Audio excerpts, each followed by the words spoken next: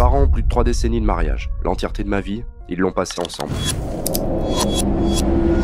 Unis, mariés, fidèles. Plus de 12 000 jours à se réveiller côte à côte, des milliers de « on mange quoi ce soir ?», des centaines de disputes et tout autant de silence. Assez de baisers pour oublier les premiers et assez de matins pour oublier pourquoi on s'était fâché la veille. Et pourtant, un jour, j'ai demandé à ma mère si elle aimait encore mon père. Elle m'a répondu « avec le temps, c'est plus de l'amour, c'est une habitude, un attachement ». Alors j'ai grandi, j'ai exploré et j'ai aimé avec cette épée au-dessus de la tête. Et cette grande question, pourquoi l'amour meurt ? C'est vrai, pourquoi on passe d'une passion qui nous paraît éternelle à devenir des inconnus l'un pour l'autre ? Pourquoi ce truc qui t'anime peut aussi te tuer du jour au lendemain ? Pourquoi l'amour est une fleur qui semble être condamnée à faner ? Grande question. C'est parti. C'est moi, c'est un petit message pour Alex du futur. Il est 3h24 et je t'enregistre ce message alors que tu dors dans la pièce juste à côté. Je vais essayer de pas faire trop de bruit d'ailleurs. Tu dois recevoir ce message dans un an si tout se passe bien. D'ailleurs, dans un an, ça fera 4 ans qu'on est ensemble. C'est dingue, parce que c'est beaucoup. Et c'est pas beaucoup en même temps. Enfin bref, je voulais te dire que... Un jour, tu m'as demandé ce que c'était l'amour pour moi. Et j'ai pas trop su quoi te répondre à l'époque. Mais maintenant je sais. Et ça c'est grâce à toi. J'espère qu'on est toujours ensemble, sinon ça serait vachement glauque comme message. Et j'espère aussi que t'as repris les vidéos. T'as intérêt, parce que tu l'as promis. Et que t'auras au moins 1 million d'abonnés. Voilà. À vous les studios, mon capitaine. C'était Zoé du passé. Et je crois que t'es en train de te réveiller, alors je vais me dépêcher. Et surtout, joyeux 4 ans. Bisous. Je t'aime.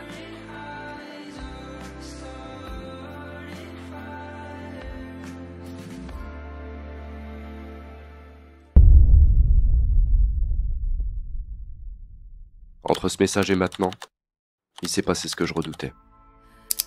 J'ai failli l'appeler des dizaines de fois, pour rien, pour un truc débile du genre « Est-ce que t'as encore mon chargeur ?» Mais en vrai, ce que je voulais, c'était sa voix. Même pour un mensonge, même pour un... qu'elle penserait pas vraiment, qu'elle murmurerait entre deux swipes sur Tinder. Je voulais lui demander pourquoi on se fait ça, pourquoi on se fait si mal alors qu'on s'aime encore, dans un monde où les couples se tiennent la main sans se regarder. Nous deux, c'était bien. Alors, pourquoi on arrête ? Elle aurait répondu comme dans ce film. C'est juste que bien, c'est pas suffisant. J'aurais eu la ref, comprenant que j'étais Vincent Lacoste et que finalement, c'était pas mon film. Mais j'ai rien fait de tout ça. J'ai essayé de trouver des réponses tout seul. Pourquoi elle ? Pourquoi moi ? Pourquoi le dimanche, c'est toujours pire ? Peut-être parce qu'après le dimanche, survient le lundi. Et que le grand bal recommence, sauf que toi, t'as un petit truc en moins. Ça va aller, Alex. Je te le promets. Et les ruptures, c'est comme un crash d'avion.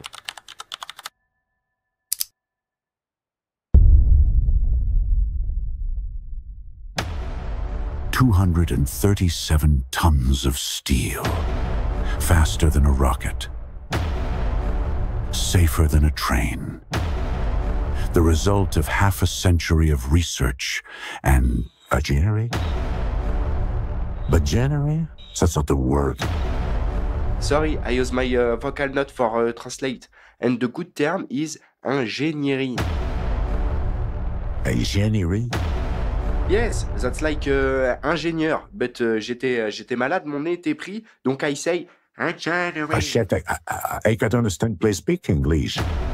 My nose was blocked, and I say vagina, but it's ingénierie. Don't understand. It's clear pourtant. Ah, you mean engineering, not vagineries. That's like a vagina factory. Yeah, vagineering. No, engineering. Can you stop with this fucking darn line? No, I can't, because the machine bug. 170 000 €. C'est ce que vaut ta vie dans un crash d'avion. Pas plus, pas moins. Une règle fixée par un traité international. Un chèque et ta valise. C'est tout ce qu'il restera de toi. Parce que oui, ta valise a plus de chances de survie que toi quand le nez de l'avion piquera vers le sol à 800 km/h. Dire que quelques minutes avant ça, tout allait bien.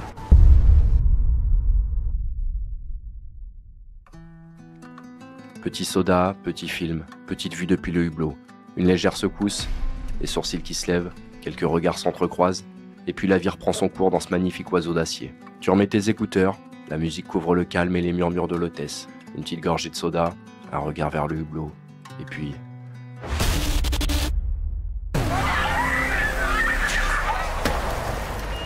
Une hôtesse qui tente faussement de garder son calme, récitant des consignes de sécurité auxquelles elle ne croit plus. L'illusion du contrôle, c'est dans son contrat. Elle fera son job jusqu'au bout, malgré les larmes, elle récitera sa messe. Recroquevillez-vous, protégez vos têtes, tout va bien se passer. C'est faux. Elle le sait, tu le sais, et nous le savons maintenant. La bonne formulation serait « ça va passer, vite ou pas ». Puis les masques tombent, littéralement, comme des anges descendus du ciel. Ceux de l'appareil se décrochent du plafond, entraînant dans leur chute ceux des voyageurs. 12 minutes d'oxygène avant l'obscurité, c'est la proposition. 11 de trop, 10 avec un peu de chance. Mais dans le ciel, la chance, c'est comme Dieu. Une chance sur deux. Peut-être, peut-être pas. Mais ça n'a plus d'importance. Parce que ta seule croyance dans quelques secondes, ce sera cette foutue ceinture de sécurité. La dernière chose à laquelle te raccrocher. Un petit bout de textile fabriqué par un enfant de 8 ans au Vietnam. Extrêmement mal payé, mais avec un sacré pouvoir entre les mains, n'est-ce pas? Et là, ça y est, c'est ce fameux moment, celui où le temps est élastique, celui où ton cerveau part en couille et pense à des trucs absurdes comme cette foutue ceinture et ce gosse au Vietnam.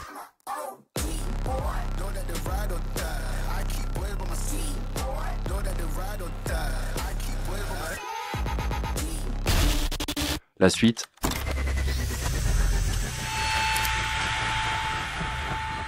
Des cris à l'unisson, un vertige et une descente infernale. Tu te rends compte que t'as même pas pensé à te demander pourquoi.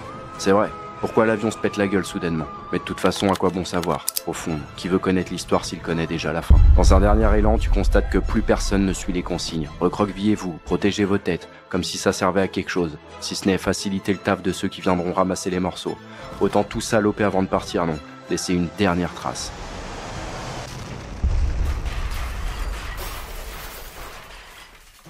20 minutes à plus d'1 heure. C'est le temps que mettent les secours à arriver dans un crash civil classique. C'est une sacrée fourchette, je sais, un trident. Et encore, c'est le cas si c'est pas une zone isolée, ni en mer, ni dans le désert. Comme pour Dieu, encore une fois, t'as une chance sur deux. Parce que la balise censée donner ta position, parfois elle s'allume, parfois elle meurt avec toi dans l'impact. La grande question maintenant, c'est pourquoi les ruptures c'est comme un crash d'avion?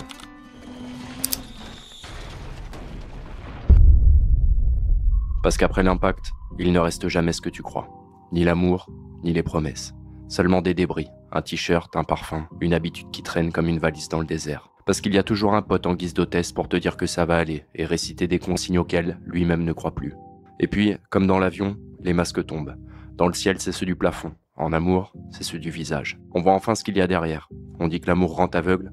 En vérité, peut-être qu'on s'arrangeait juste avec ce qu'on ne voulait pas voir. On s'accroche à des détails absurdes, une ceinture censée retenir une carcasse à 800 km/h, un message censé retenir deux vies qui s'effritent. On sait que ça ne sauvera rien, mais on serre plus fort. Parce que dans un crash comme dans une rupture, il reste toujours une trace, un morceau planté dans l'autre. Et ça, personne ne pourra te l'enlever. Parce que les secours mettent toujours trop de temps. Un ami, une famille, un nouveau visage. Ils arrivent, oui, mais jamais à temps. Parce que la vue est belle vue du hublot, un peu moins quand l'avion pique du nez. Pourtant le ciel, lui, reste le même.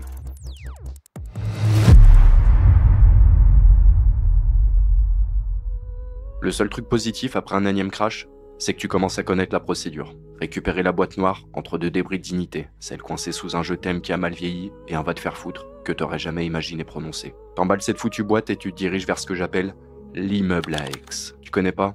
Normal. C'est pas un endroit que tu trouves sur Google Maps. Non, c'est pas palpable. C'est un endroit coincé entre cœur et esprit. Certains appellent ça le cimetière à Aix.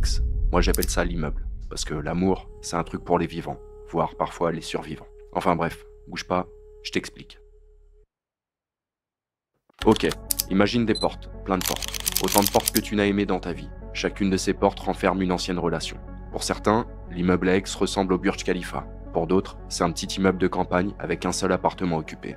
Un spacieux 200 mètres carrés. Mais le nombre importe peu, on s'en fout. À chaque nouvelle romance, la même promesse en boucle, encore et encore. Cette fois, je rase l'immeuble. Spoiler, non, ça marche pas. T'as pas les clés du bulldozer, mon pote. L'immeuble à Aix, c'est comme un gosse en garde alternée. À chaque fois que tu le vois, il a grandi un peu plus que la fois précédente. T'as beau contempler cette tour de béton avec ta boîte noire entre les mains, ça change rien. Alors tu t'engouffres là-dedans, comme un condamné à mort qui connaît étrangement déjà le chemin. Au rez-de-chaussée, la première porte. Ta dernière relation occupe la loge de la gardienne, en attendant que la commission des cœurs brisés lui attribue un logement, et un étage, en fonction des dégâts causés.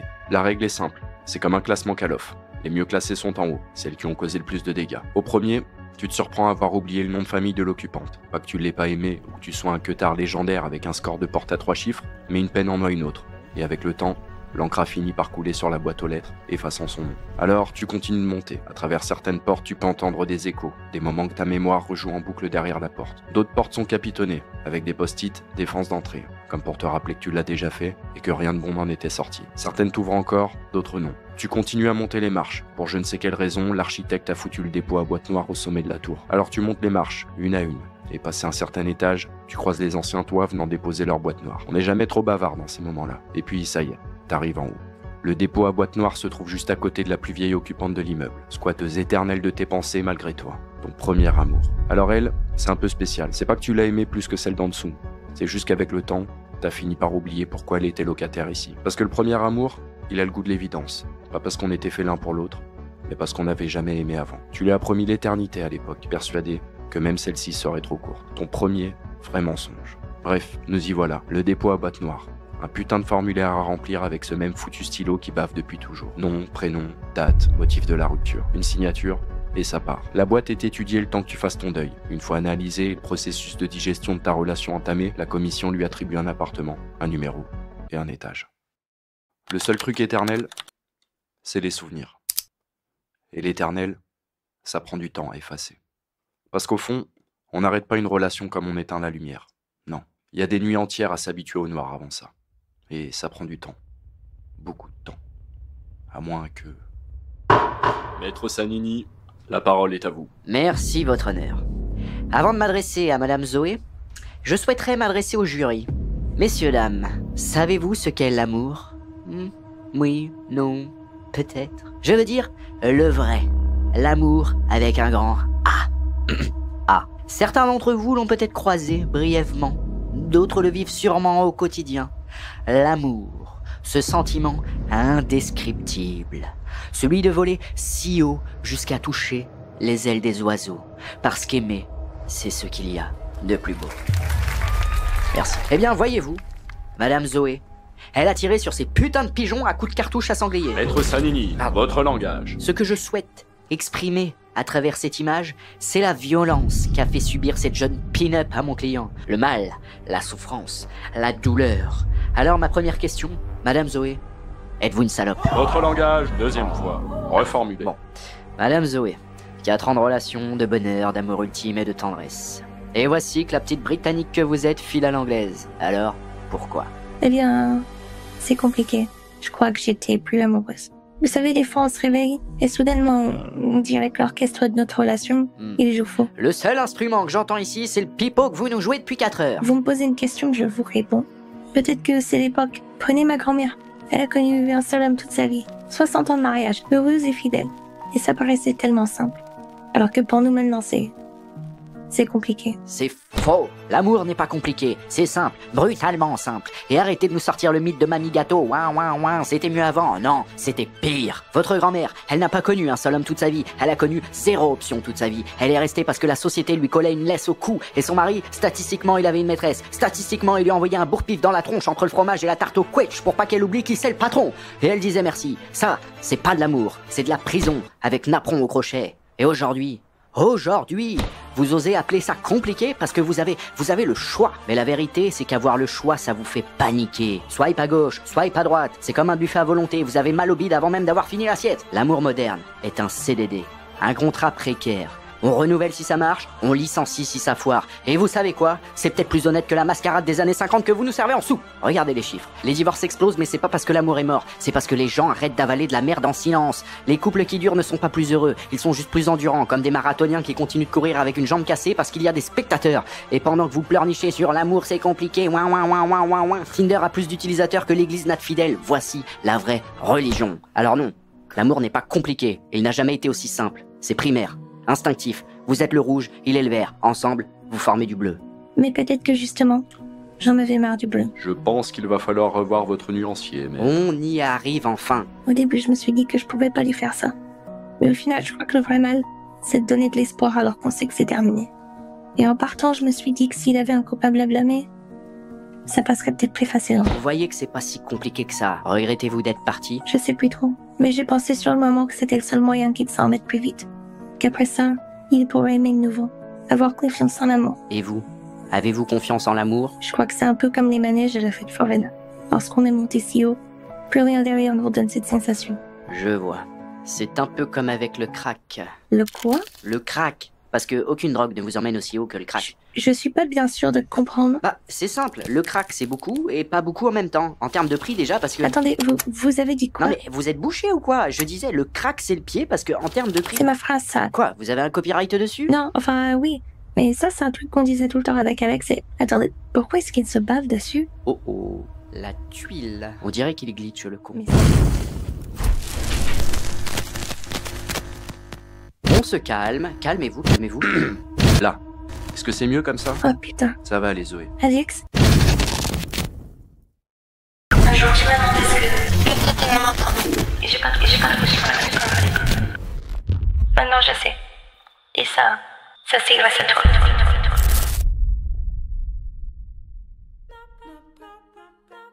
Ce que je vais vous dire est peut-être un peu déconcertant. Mais vous, Zoé, vous êtes un souvenir. Une boucle dans le subconscient d'Alex. Vous tournez en rond, encore et encore. Mais les souvenirs, normalement, ça s'effiloche. Ils meurent comme un mauvais pull fabriqué par des Ouïghours. Ça boulotte. Tôt ou tard. Alors à quoi ça sert? Tout ce procès si j'existe pas? Eh ben, parce que nos équipes ont fait un choix. Pour la viabilité d'Alex, on a choisi plutôt tôt que tard. J'ai rien compris. Ouais, bon, j'avoue que c'était pas clair, je me suis rendu compte en le disant. En somme, vous n'êtes pas la vraie Zoé, juste un souvenir dans l'esprit tordu d'Alex. Un souvenir qui aurait dû s'effacer doucement. Comme tous les autres, un peu d'alcool, 3 bestiettes sur Tinder, 2 mois de scroll et normalement la magie de l'époque fait qu'on passe à autre chose, mais il y a une couille dans le pâté. On est sur le dos, mais on comprend pas pourquoi, bordel, vous continuez de grossir comme une obèse devant la vitrine d'un McDonald's. Mais je comprends pas, c'est quoi le problème? C'est bien les souvenirs. Une crème glacée avec papa, une première turlute, un tour de poney, ça, c'est des bons souvenirs. Mais l'esprit humain n'est pas fait pour rediffuser la même merde en 4K. Encore moins en boucle avec bonus commentaire du réalisateur. Et le pire, c'est que les souvenirs dégénèrent. D'où il sort cet accent british? Vous n'êtes même pas anglaise de base, vous êtes québécoise. Bon, je comprends mieux, c'est peut-être mieux comme ça. Mais même votre voix, voyez, c'est un souvenir. Vous l'entendez pas, mais on dirait un enregistrement de Nokia 3310. Ce procès-là, ce décor, moi en costard, vous la témoin de cinéma, c'est du papier à chiottes. La vérité, c'est simple. Vous êtes un souvenir qui s'accroche parce qu'il continue de vous écrire. Alors oui, on a pris une décision. Pour la viabilité d'Alex, je l'ai déjà dit, pour son équilibre, pour qu'il puisse foutre un pied devant l'autre sans se noyer dans ses propres diffusions. On a choisi plutôt tôt que tard. Mais pourquoi faire tout ça alors? Si dans tous les cas vous m'effacez à la fin. Est-ce que vous avez déjà vu Inception? Bon, c'est un peu pareil, mais en beaucoup plus compliqué. On peut pas juste fermer la porte et jeter la clé. Il faut que ça ait du sens dans son esprit tordu. On doit apporter des réponses, une morale pour que l'esprit l'accepte. Le cerveau humain est tout ce qu'il y a de plus cartésien. Si on efface ou on retire sans expliquer, ça plante, et là, ça finit mal. Alors, c'est quoi la morale de tout ça? La morale, j'en sais foutrement rien. Disons que c'est plus un tas de questions en vrac qu'on boucle du genre pourquoi l'amour meurt? Et alors? Et alors quoi? Bah, pourquoi est-ce que l'amour meurt? Eh ben, c'est simple comme bonjour.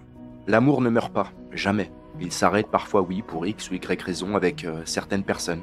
Tromperie, désalignement, routine. Mais c'est jamais définitif. En fait, l'amour, c'est comme la pluie. Un jour ça s'arrête, mais ça finit toujours par reprendre. Suffit juste de se rapprocher de la fenêtre et d'ouvrir les volets. Alors, c'est pas la fin? Il va encore tomber amoureux? Ouais. Enfin, quand il sera prêt à se rapprocher de la fenêtre, oui. Moi, je crois que l'amour, c'est une danse. Une danse fragile entre deux égoïstes. C'est pas très positif tout ça. Chacun tourne sur son propre tempo. Chacun à la recherche de sa propre lumière. Et pourtant, parfois n'est pas s'accorde. Pas longtemps, pas pour toujours, mais assez pour inventer une chorégraphie qu'aucun n'aurait pu danser seul. L'erreur, c'est peut-être ça. Croire que c'est éternel. Ça perd de son charme, de sa beauté. Si on sait qu'une fleur est éternelle, on arrête de l'arroser, non? Nice, magnifique. Bon, un dernier mot? Alors il va tout oublier. Une bonne partie. Zoé ne sera plus qu'une amourette de passage dans ses souvenirs. À moins que ce connard n'ait écrit un roman ou tourné une vidéo YouTube, il y aura quasiment 0 trace. Faut que je pense à effacer le nom de Zoé de la boîte aux lettres d'ailleurs. Et pour Zoé, est-ce que ça aura un impact tout ça sur elle? C'est très rare qu'on échange entre services du subconscient, mais ce qu'on sait en général, c'est que... Ah, c'est compliqué. Comment expliquer ça simplement? On vous a déjà lâché un vu sur les réseaux? Oui, enfin, je crois. Eh ben voilà, c'est ça. Dans 90% des cas, c'est dû à l'effacement. Ça frise et ça passe en pilotage automatique pour finir par lâcher un vu. Et les 10% restants? Oh, bah ça c'est que la personne est un trou du cul. Ça, on peut rien y faire. 10%. C'est beaucoup. Et pas beaucoup en même temps, n'est-ce pas? Allez, bon voyage, Zoé.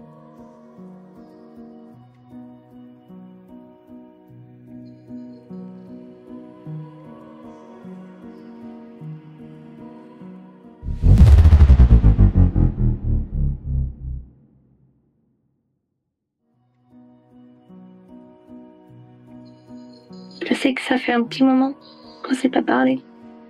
Mais je voulais juste te dire que j'ai pas mal pensé à toi ces derniers temps. Donc, rappelle-moi quand tu auras ce message. Bisous.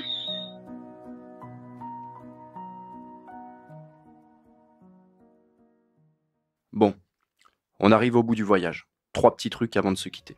Promis, je fais vite. Numéro 1, j'ai voulu mélanger plusieurs émotions dans cette vidéo. Parce qu'au fond, l'amour, c'est ça. Un grand cirque émotionnel sans dresseur. Tu ris, tu tombes, t'applaudis, et à la fin, tu ramasses la sueur. Je sais pas si j'ai réussi à te faire passer par tout ça, mais on verra bien. Avec le temps et avec vos retours.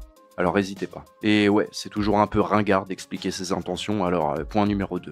Numéro 2, j'ai sorti un autre format, Asphy Bugman. Je viens de sortir l'épisode 2 là. Normalement, il est déjà dehors et il rend quelque part sur les plateformes. Mais attention, c'est pas pour... Bon, je me suis rendu compte au montage que j'ai super mal vendu ma tambouille, alors j'ai juste au final découpé et gardé des mots pour décrire Asphy Bugman. Humour gras, expérience, film sans image. La quintessence de ce qui se passe dans mon cerveau quand on me laisse trop longtemps tout seul, je pense.